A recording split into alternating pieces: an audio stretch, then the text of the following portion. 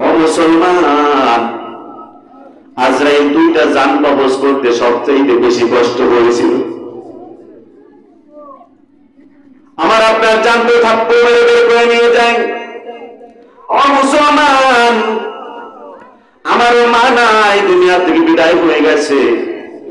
আজকে অনেকেরই মা নাই, অনেকেরই বাবা নাই।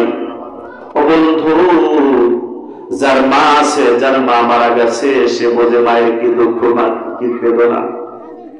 সন্তান যখন ঢাকা থেকে যখন চলে আসে, সব ঘুমিয়ে পড়ে, কিন্তু মা কিন্তু ঘুমায় না।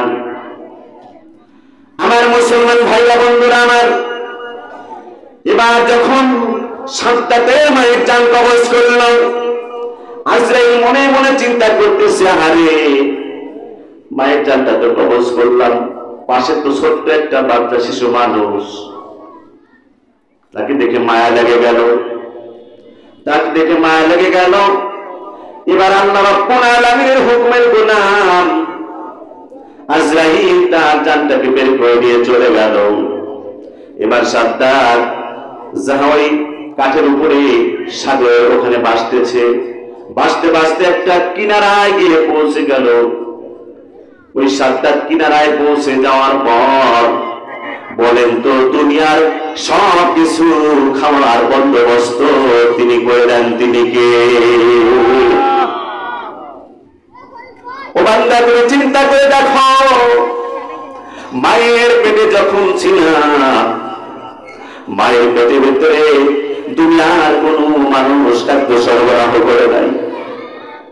এমন একজন খাদ্য সরবরাহ করেছেন যিনি আমার মালিক, যিনি আমার রব, তিনি হচ্ছেন আমার আল্লাহ রাব্বুল আলামিন।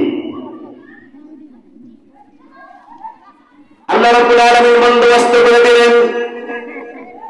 সাতটাতে ওইটা যখন ভেসে ভেসে কিনারায় পৌঁছে গেল, পৌঁছে যাওয়ার পর আল্লাহ রাব্বুল আলামিনের হুকুমে একটা বাঘিনী এসে তাকে, তো বাঘিনীটা ওই বাচ্চাকে ডেকে তার মায়া লেগে গেল, কারণ যিনি মায়া মহাব্বত তৈরি করে দিয়েছেন তিনি কে?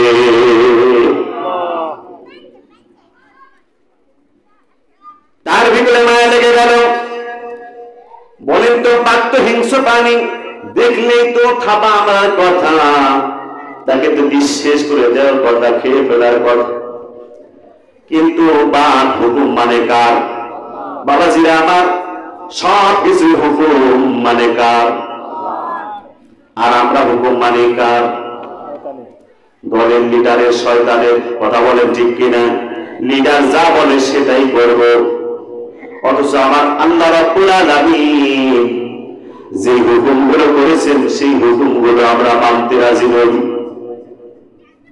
আল্লাহ পাক বলেছেন, কুমান ফুসাকুম ওয়া আহলিকুম নার, তুমি যে জাহান্নামের আগুন থেকে বাঁচো, তোমার সন্তান সন্ততিদেরকে জাহান্নামের আগুন থেকে বাঁচাও। ও মুসলমান, আমরা নিজেরাই তো বাঁচতে পারি না, আমাদের সন্তানদেরকে কেমনে বাঁচাবো? খেয়াল করুন, মনোযোগ সহকারে। এবার যখন সাদ্দাত কিনারায় পৌঁছে গেল, বাঘিনী তাকে দুধ পান করালো, মায়া লেগে গেল, দুধ পান করালো। দুধ পান করানোর পরে ওই জায়গায় যে সর্দার বসবাস করত, সর্দাররা যখন ওই রাস্তা দিয়ে যাওয়ার পথে যখন দেখলো একটা কাঠের উপরে একটা ছোট্ট শিশু মানুষ রয়েছে, ওই শিশুর দিকে দেখে তারা এগিয়ে গেল। এগিয়ে যাওয়ার পর ওই সন্তানকে, ছোট্ট শিশুটাকে তখন করে নিয়ে চলে আসলো সর্দার। সর্দার যখন চলে আসলো, তাকে লালন পালন করলো। একটা জিনিস আপনাদেরকে বলি মুসলমান, যে মানুষটা বেশি খারাপ হয়, সেই মানুষটার চেহারাও কিন্তু অনেক সময় বেশি হয়, মোটা লম্বা মোটা সেটা হয়, আছে না নাই? বিশেষ করে যেগুলা খারাপ সন্তান, এটা কিন্তু খুব সুন্দর হয়। কি বলে, সুন্দর হয় না? আল্লাহ পাকের সৃষ্টি। আমার মুসলমান ভাইরা আমার, এবার যখন সর্দার যখন বাড়িতে নিয়ে গেল, বাড়িতে নিয়ে লালন পালন করতেছে, একটু একটু করে বড় হতে লাগলো, বড় হতে লাগলো।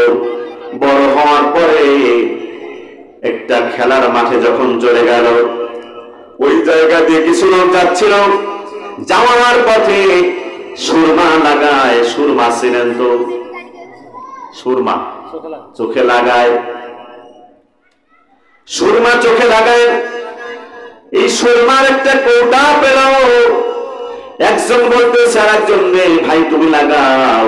কিন্তু তাদের মনের ভিতরে একটা ভয় আছে যে লাগাইলে বা কি হয়ে যায়, কি বলে, বিপদ আছে না নাই?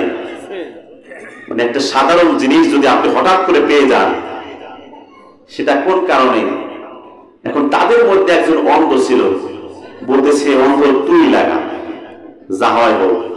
সেও লাগালো না,